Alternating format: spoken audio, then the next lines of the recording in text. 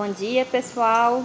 Bem, em virtude da conjuntura, né, que nós estamos enfrentando no país e as deliberações, né, da reitoria sobre realizar as atividades, né, de forma não presenciais, eu tomei a iniciativa de gravar um vídeo para vocês com a ajuda do Gabriel e do Pedro aqui no laboratório, para que a gente possa mostrar como que se faz o preparo de uma solução, que seria o tema da prática da nossa aula de amanhã. Então, vamos mostrar aqui.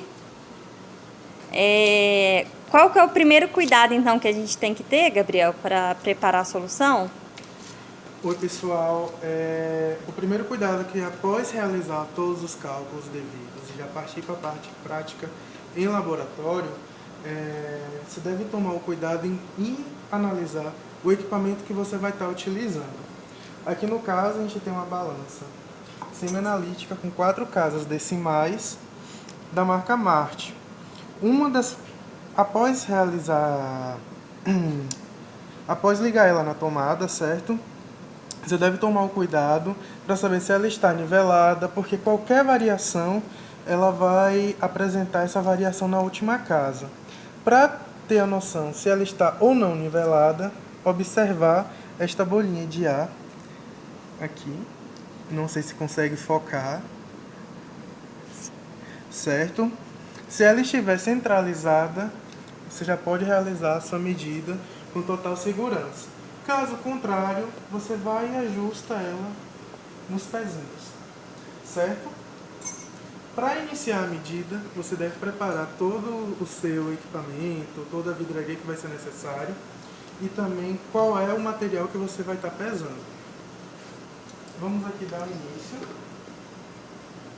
No nosso caso, pessoal, hoje a gente vai preparar uma solução de cloreto de sódio. Aqui está nosso reagente, o NaCl, e a massa molar dele, né, é o somatório da massa molar do sódio, que é 23, mais a massa molar do cloreto, que é 35,44.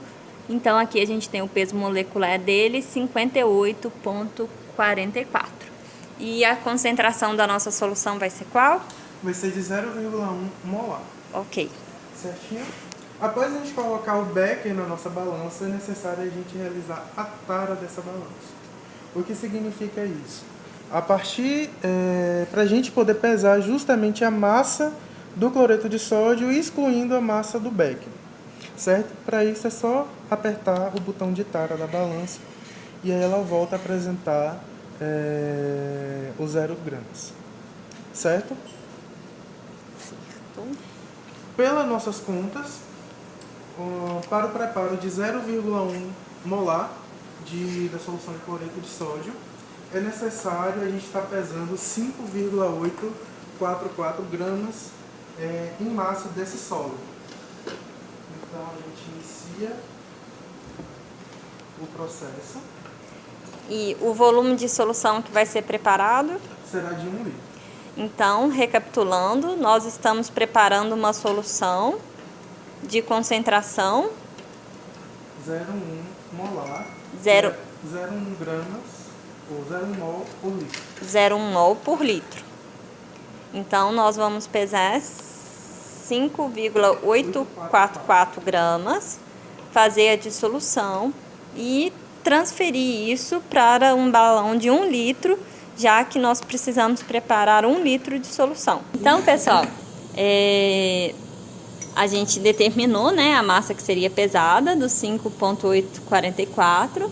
No caso do cloreto de sódio, é indicado que essa pesagem seja feita de forma rápida, que ele é bastante higroscópico, então ele tem uma tendência a absorver água, né, e a massa ficar variando. Então, aqui com a massa pesada corretamente, agora a gente vai para a segunda etapa, que é a parte de dissolução desse sólido. Bom, gente, antes de se realizar a transferência do sólido diluído para a nossa vidraria, é importante a gente garantir que ela esteja limpa e livre de impurezas. Para isso, a gente adiciona um pouco de água destilada nesse interior e realize então uma agitação a fim de que todo esse líquido passe por toda esta vidraria e em seguida seja descartado. Somente assim a vidraria está pronta e preparada para poder receber a nossa solução. Após a pesagem da massa necessária, a gente vai iniciar a dissolução desse sólido, adicionando um pouco de água destilada e com o auxílio de um bastão de vidro, a gente começa a agitação.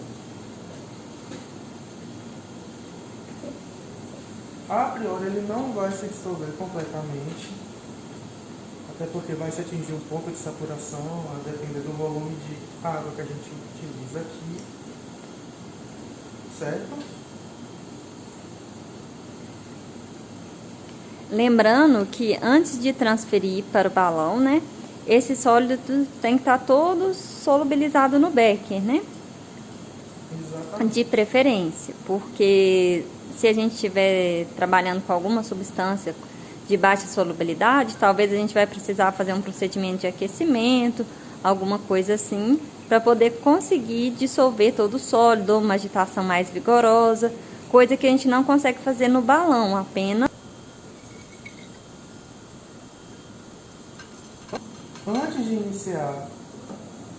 Antes de se colocar mais água no recipiente, né, no caso do balão, a gente faz a lavagem no becker para que a água arraste qualquer outra partícula que ainda porventura esteja no becker. É o que a gente chama de transferência analítica do soluto. Após isso, a gente já pode adicionar mais água ao balão volumétrico.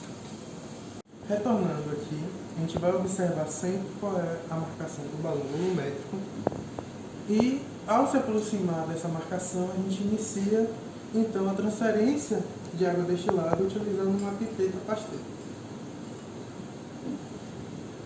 Isso porque, gente, se o menisco for ultrapassado, né, o menisco que nos garante, né, que tem 1 litro de solução dentro do balão.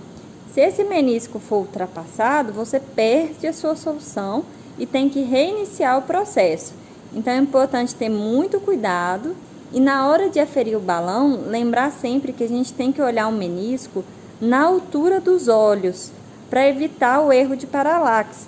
Ou seja, a gente não pode olhar o balão nem de cima e nem de baixo, mas no rumo o menisco tem que estar na altura dos nossos olhos.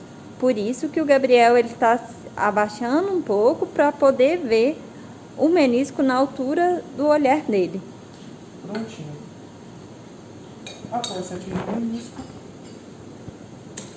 tampa-se a boca do balão volumétrico e inicia-se então a homogenização.